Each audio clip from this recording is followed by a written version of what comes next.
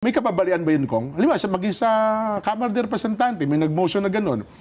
Pwede pa ho ba? Nag-motion siya na mag-adjourn di ba? Opo. At wala doon magiging anumang mga pagdinig. Session is adjourned until blah blah blah June 2, 2025. Ayan, opo, tama. Pinukpok. Di adjourn. Ano pang pag-uusapan? Break na. Hindi kasi ang insinuasyon ngayon, Kong, para bagang pwedeng magpatawag, special session ba yun? Kung ipatatawag daw po, o hihilingin para iproseso at mapasimulan ang proceedings ng impeachment?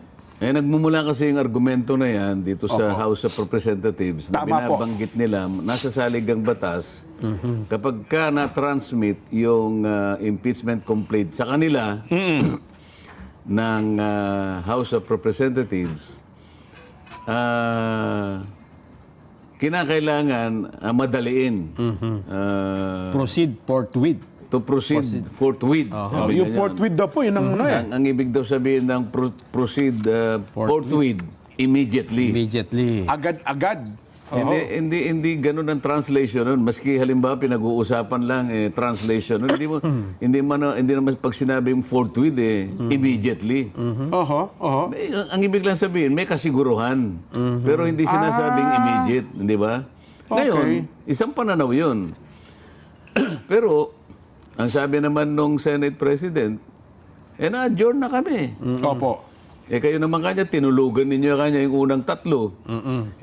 Ipinail yan, December 2024, natulog kayo. Pagkatapos, yung isang minadali nyo, itinransmit nyo kanya, nung papatapos na ilang minuto lang, magsasara na tayo. Kasi gusto nyo sabihin, kami pagmamadali nyo kayo, natulog kayo ng 2 buwan. Yun nga, tama yun naman ang sinasabi niya. Opo. Pero, hindi yun ang issue Okay. Ang issue, sabi niya, paano? Wala nang session, lahat naman ang gagawin namin, kinakailangan merong plenary action. Ayun nga. Halimbawa, kanya, dito kanya gagawin namin yung, may gagawa pa ng aming impeachment rules. At pagkatapos, papapanumpain namin itong mga kasama namin dito because we will convert ourselves into an impeachment court. So susumpa kami. Lahat ng ito kanya hinihingi ang isang plenary action. Okay. So naka-recess tayo. Paano gagawin mo? So kailangan tayong magsimula ng June 2. Sabi niya gano'n. Ngayon, ang magiging problema dyan, nagsimula ka ng June 2, kaya mo bang tapusin? Ayun na nga po, Kong. Before sayang mo sa gusto, hindi mo matatapos kasi kung ang pagbabasihan, yung 2 impeachment na nakaraan, impeachment ni dating Pangulong Joseph Estrada at impeachment ni Justice Corona. Opo. Halos 2 buwan ang kanilang ginugol dyan. Preparation pa lang ata yun, Kong, no? Hindi, hanggang sa umabot sa conviction. Ngayon, kung mo pinag-uusapan natin, June 2 to June 30, aalisin, ididiskwento mo pa dyan yung panahon na bibigyan mo ng karapatang sumagot ang ini-impeach o ang na-impeach, di ba? So talagang, sa tingin ko, hindi talaga matatapos. So magiging tanong dyan, magiging issue, pwede bang ipagpatuloy sa susunod na kongreso ang ginawa nung nakaraang kongreso? Yan ang issue dyan. Ang sabi po ng isang mamabata sa Batangas, in my humble opinion, pwede daw po kasi continuing body naman ang Senado, Kong. Pero ang sinasabi niya ay yung isang kaso na pinaglipasan na ng panahon.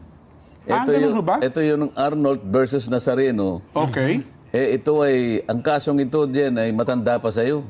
1950 case ito Ay, matanda nga talaga. Meron namang isang bago-bago na case. Nakasintanda naman ni Nelson, 2018. Batang-bata. Alin ang susundan mo? Ano yung bago? Yung decision na nung 1950? Nung 19 kopong-kopong o yung 2018? Di yung 2018 dapat. Kaya nga, meron sinasabi naman, Balag versus Senate. Balag naman, na hindi siya continuing body. Kasi ang sinasabi niya, hence, due to determination of the business of the Senate during the expiration of one Congress, all pending matters and proceedings, such as unpassed bills and even legislative investigations of the Senate are considered terminated upon the expiration of Congress. Kaya pala lahat back to zero. And it is merely optional on the Senate of the succeeding Congress to take up such unfinished matters. Ayun, optional. Ang tinutukoy ba ko ng Congress ay yung Senate o yung... Senate. Senate, hindi yung lower house. Ang Hindi yung Kamara. pinag-uusapan kasi lalagpas na eh. Ayun, Lalagpas na.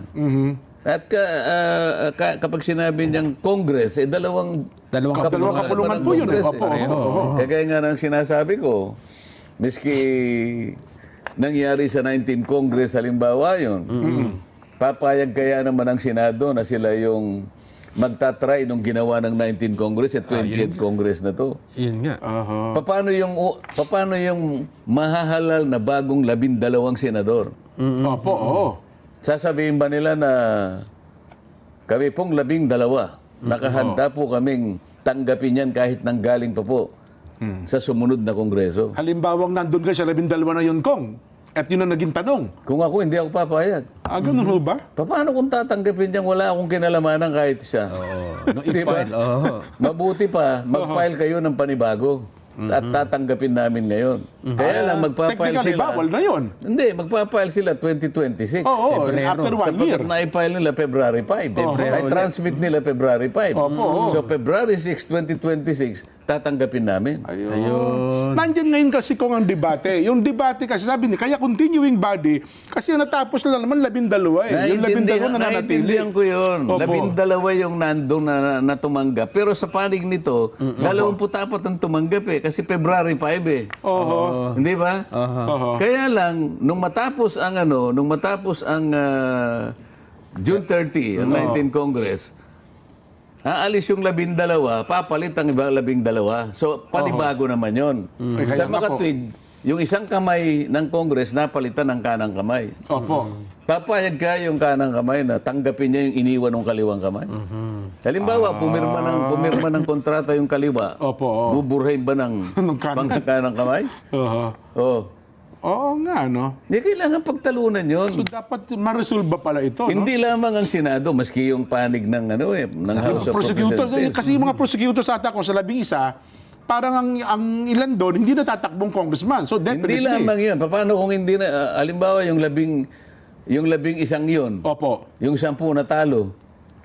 Pwede doon nilang kuning private prosecutor kong eh. Nandun na ako, pero hindi sila makakapanaig nga. Private prosecutors lang sila eh. Iba yung prosecutors na distinguido na nanggaling sa... Sila kasi yung may control. Kasi pag sinabi nung may control, walang iniwan sa regular court din. Yung prosecutor, yung public prosecutor, yun ang piskal. Iba po yung private Yung prosecutor. private prosecutor is under the control ng piskal. ng piskal. Pag Yes, sinabi niya, ako muna, sabi niya, wala kang magagawa doon.